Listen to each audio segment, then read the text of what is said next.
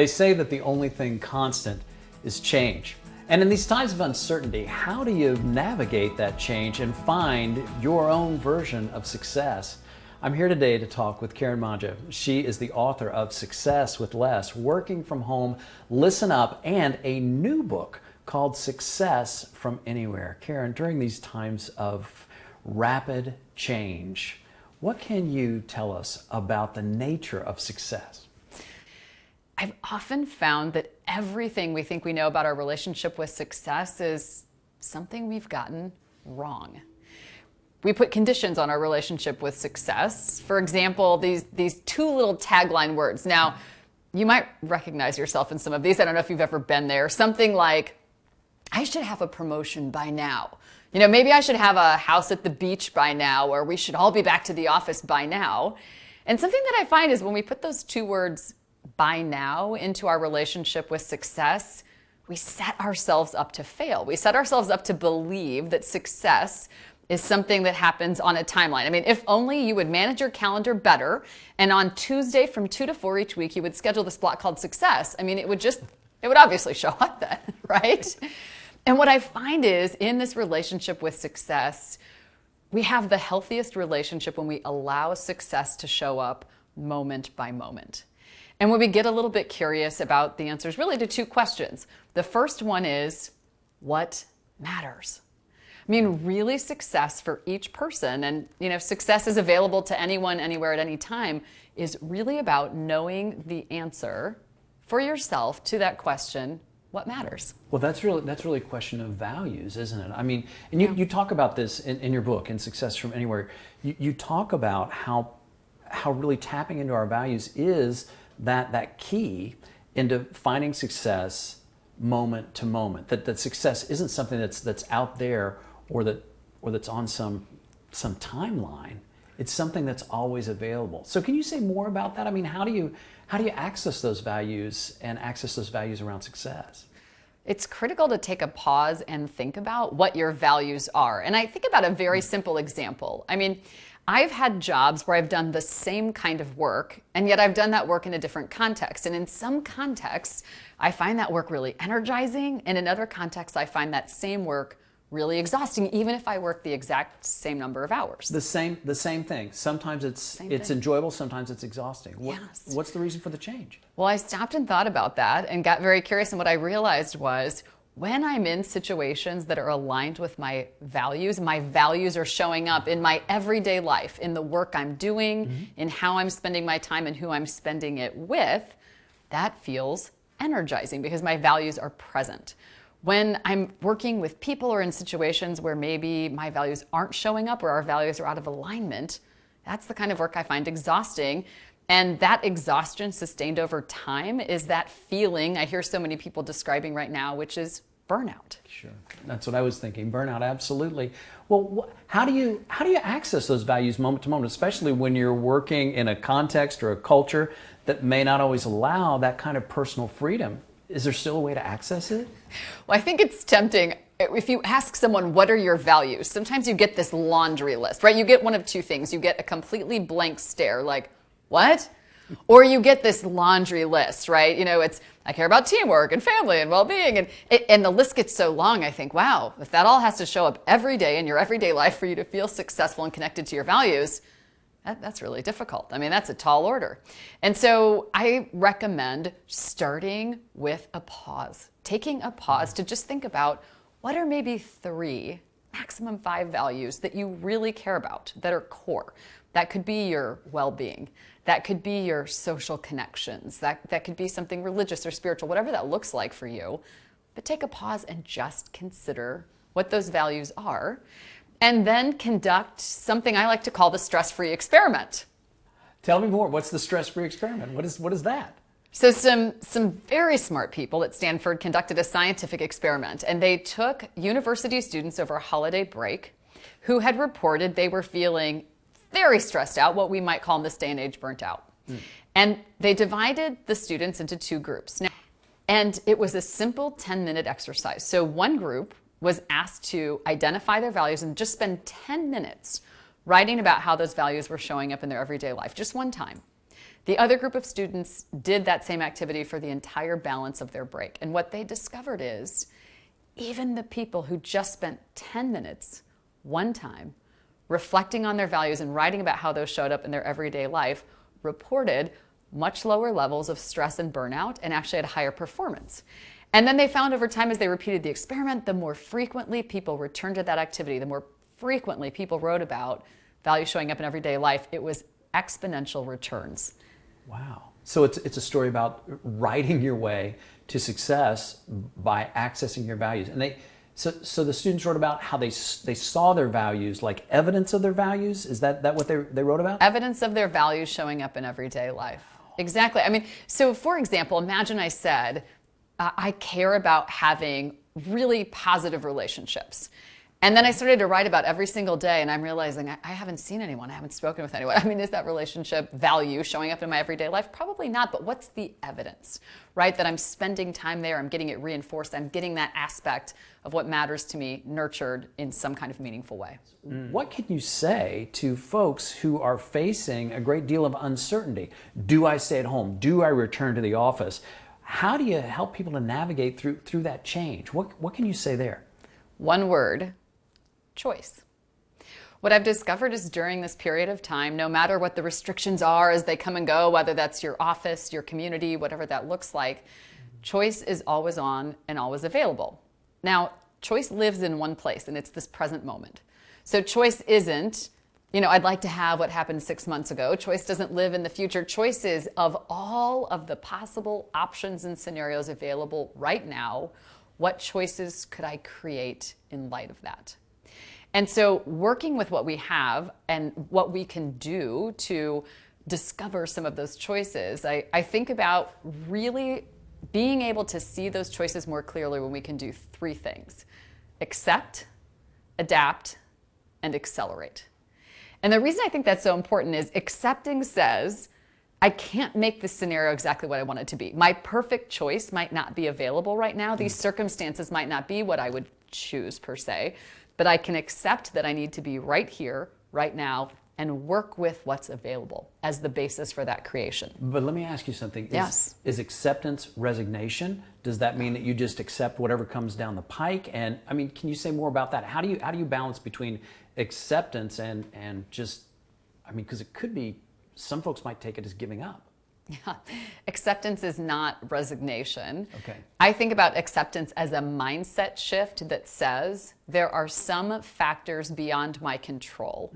And the more time and energy I spend trying to resist the factors that are beyond my control or make them something different, it just drains energy that I could be putting into what is available, what I can influence, what I can change. Got it. And so what's the next step after acceptance? The next step is? Adapt. Okay. Adapt. So I start to think about, what has changed. And in light of how do we adapt, also often hear people say, well, I'm not that adaptable, or maybe we need to launch a training program, right? So we can all learn how to be more adaptable. And while it's true, we can always engage other people that help us see ways to adapt and see choices we might not see ourselves. The good news is adaptability is hardwired into our DNA. As human beings, we are designed to adapt to different temperatures outside and to different circumstances and contexts. And the beautiful part is we can all tap into that adaptability when we start to focus on what's possible, when we move past that acceptance stage. Fantastic. Well, and that's a big theme in your book, Success from Anywhere, is that theme of discovery and adaptability. And you even you share some ideas from David Eagleman, the author of Live Wired, who we both admire very much. Yeah. Can you say more about what misunderstandings there are about the way that we deal with change, and more about what really is hardwired, or as the book says, live wired into our DNA? What is really live wired is that we are designed to adapt to a changing set of circumstances. We will modify, our behaviors and our choices to look for what's optimal in any given moment in time. And we don't always have to consciously think about that modification or that adaptation in order for it to occur. Now, something very simple. We've all, sprained an ankle or twisted a knee, and what happens? What do? You feel that pain, and what do? Well, you start to adapt perhaps how you're sitting or you're walking. Now, obviously you may not want that adaptation to be permanent, but you didn't sit and think to yourself, my knee is hurting. I wonder if I could take my next step differently as a result, right? Something innate and inherent in you said, I need to move in a different direction. I need to move differently. And that same thing is hardwired into our thought process as well, not just into our physical beings. See, that's one of the things that I love about the book, is that it reinforces not something that it's not a matter of belief, it's a matter of observation that we can see. And in fact, it's scientifically presented from the quotes that you share by David Eagleman, the neuroscientist from Stanford. I mean, there's an ability to adapt that we don't always recognize. And sometimes if we can access that adaptability and recognize it in ourselves, I think that points towards your third step, which is the accelerate part of it. Can you say more about what you learned about acceleration and how you shared that concept in the book? Well, one of the most fascinating studies, I think, in momentum and movement is race car driving. And I have a friend who is a race car driver, and I share some exclusive stories about, the myths of momentum and how movement really happens. But one thing that I have learned from James Hinchcliffe, who is, driven in the Indianapolis 500 and then adapted himself after a near-death experience to even dance on Dancing with the Stars. I mean, this is adaptability at its finest, right? But, in our conversation, something that I learned from him that was so critical, which is, he had to accept that he was in an accident that nearly killed him. Right. And that his movement was constrained and he couldn't walk. And so he thought to himself, challenge accepted. Challenge accepted. And it started there. And what he really got purposeful about and thought about is, first of all, the only response to a setback is a comeback, right? When things don't go your way, how do you move forward? How do you step into that set of choices that are available? You have to go another way. And it doesn't have to be my way, but you can go your own way. If you go your own way. But this feels like a Fleetwood Mac album. Anyway, it could be a greatest hits of any number of albums.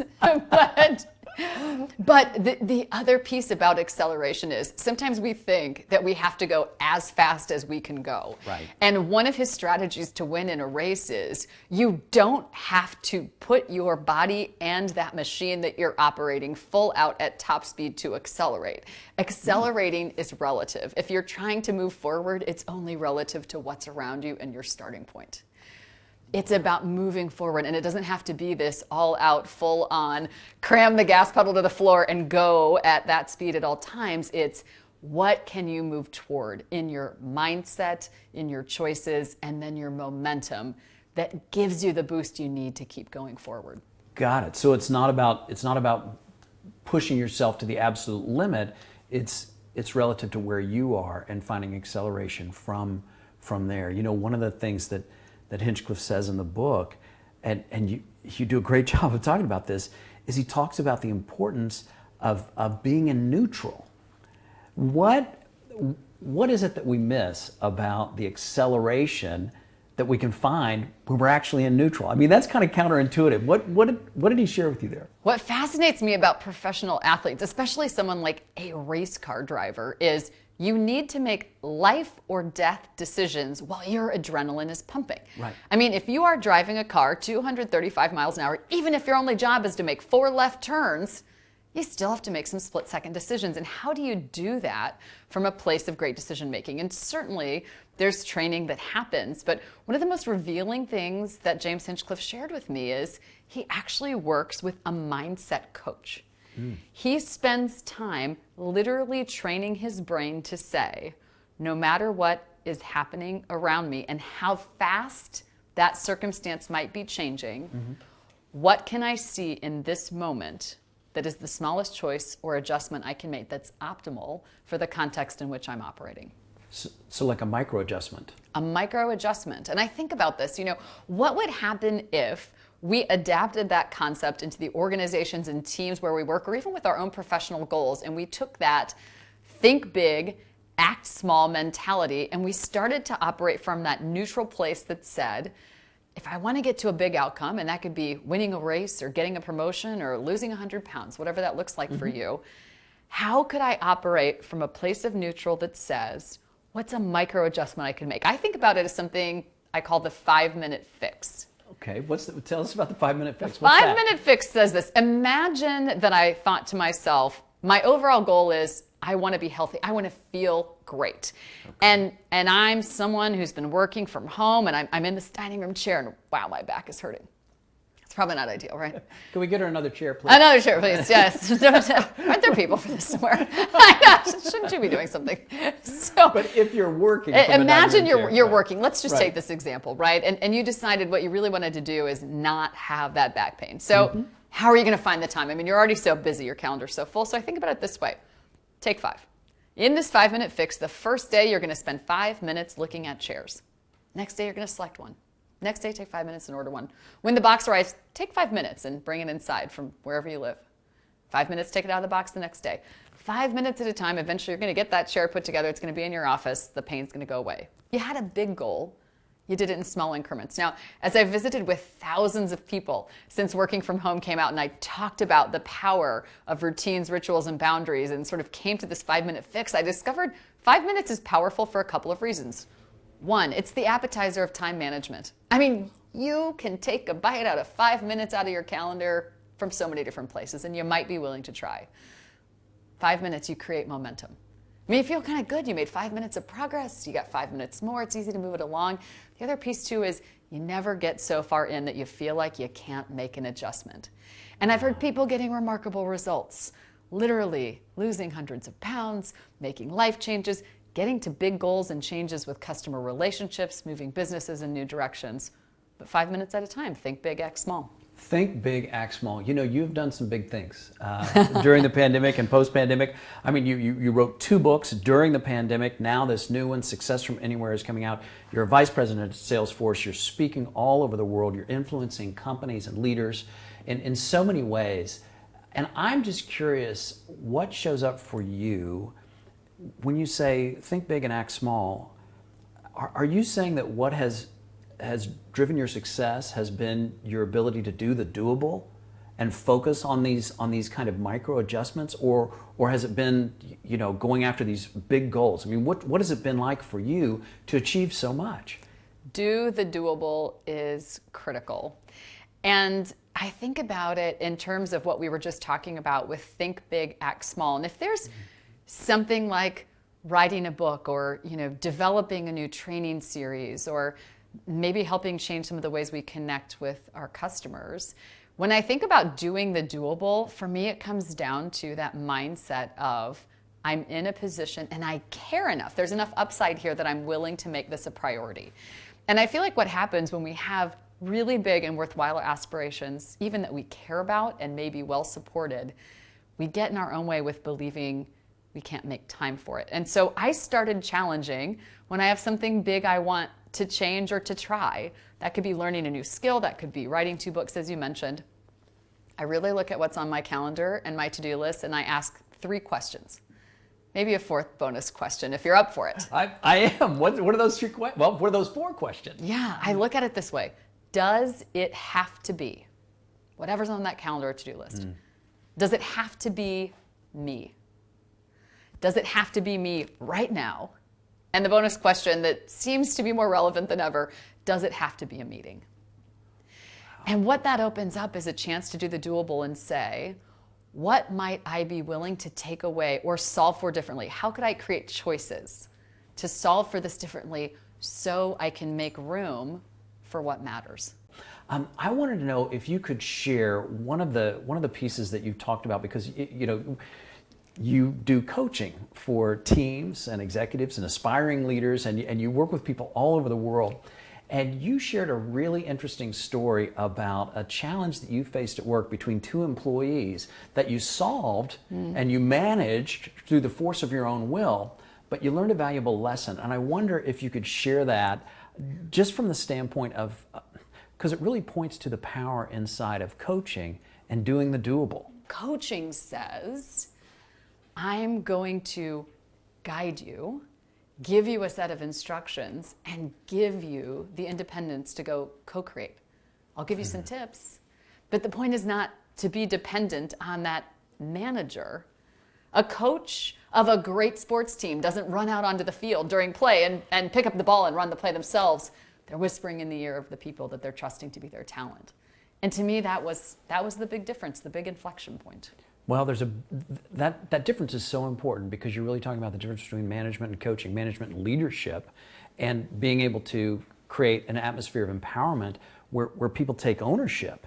And that's what's so powerful about the trainings that you're doing and sharing with people how exactly to do that, because success is something that is accessible to all of us. It is something that we can find moment to moment when we take away the obligations and the misunderstandings that we put on ourselves.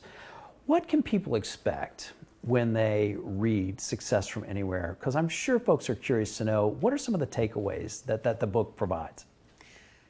What readers can expect is, first of all, an opportunity to consider how to design and play a new kind of game by meeting a very unlikely entrepreneur who helps us see the game of life in a new way. How do you define the game of life? Does that mean like what anyone is on about in any career anywhere, or what are you saying exactly? Well, I think about that board game from when I was a kid. I have a brother, he's 4 years younger than me, and we loved to play games. In fact, so much so that in the summertime, we would roll out our sleeping bags and we would sleep next to the games we were playing so that we could be always on and always present with the game. And I find a lot of people lead their lives that way, particularly their professional lives. You know, you're always camping out by this game called your work life so that you can keep a watch on it at all times, you know, just to make sure you're successful. Well, we would play this board game called Life, if you remember this at all. But the way you win at the game of life is you accumulate cars, collateral, connections, and cash. Now, I mean, it's difficult to relate to that. I mean, certainly it's not how we think about winning in the game of life today, or is it? Yeah, exactly. Well, something so funny. I pulled out that original board game that I still have because I started thinking about ultimately, how did you win? Was it just, you totaled all this up? And what's so fascinating is you have these little plastic cars, and as you make these choices to move you through the game of life, every player lands on this bright red square, and it says, the day of reckoning. The day of reckoning. The day of reckoning. And you tally up all those assets, and then you spin the wheel. And at the end of spinning that wheel, what happens is you either become a tycoon millionaire or bankrupt. Wow. And I thought, isn't that interesting, or. right? You're spending a lifetime of accumulation only to arrive at a day of reckoning where some artificial arbitrary game is going to determine whether you win or lose. And I thought, isn't that interesting? Because I think when we start to look at our work and we look at our life and how it fits, we're playing a very high stakes game with our health and our well-being and our relationships. And we're trying to accumulate all of these things that become more to-dos. And at the end, is that winning?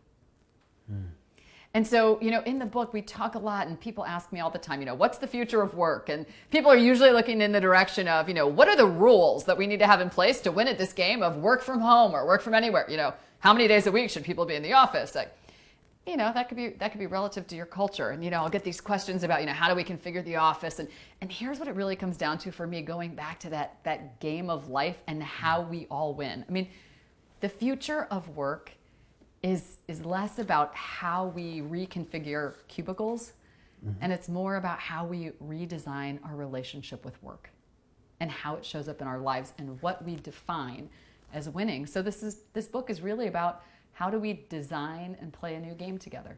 And what you're saying, if I understand it right, is that this book is about helping people to find their own answers and to create their own rule book.